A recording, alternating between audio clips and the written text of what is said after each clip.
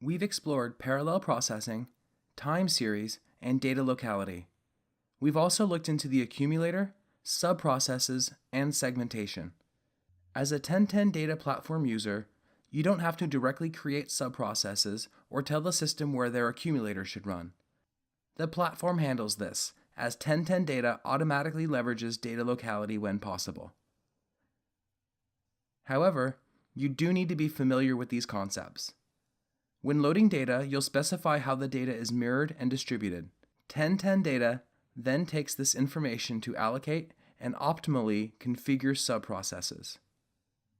You also need to know how data is segmented when running queries to allow for best use of 1010 data's grouping functions, or G functions. In our earlier example, data was segmented by putting the first 4 records in one segment and the remaining 4 in another. The original data was in random order, which was retained in the segmented data. Here, we grouped the data by city and sorted on time. Even with a small data set, it's much easier to find the change in day-to-day temperature in Miami or the highest temperature in New York. With segmentation, G functions can compute over different groups in parallel.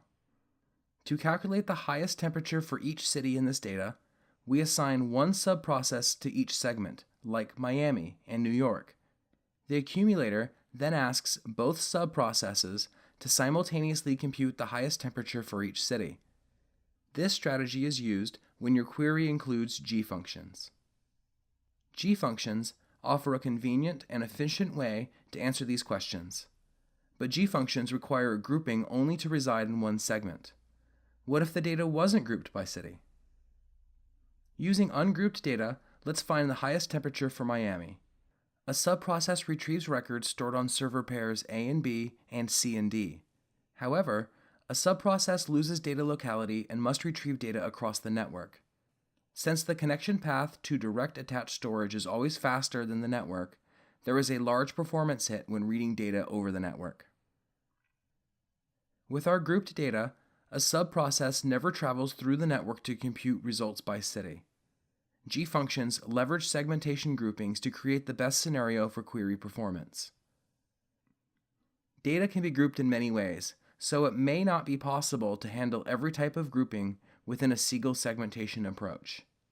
For example, analytics on retail transaction data may need to be grouped by date in some queries and location in others. Here, you should consider creating copies of the table with different segmentations to support performant analysis. To get the best possible analytical performance, datasets need to be segmented properly and the natural time ordering of the data must be maintained.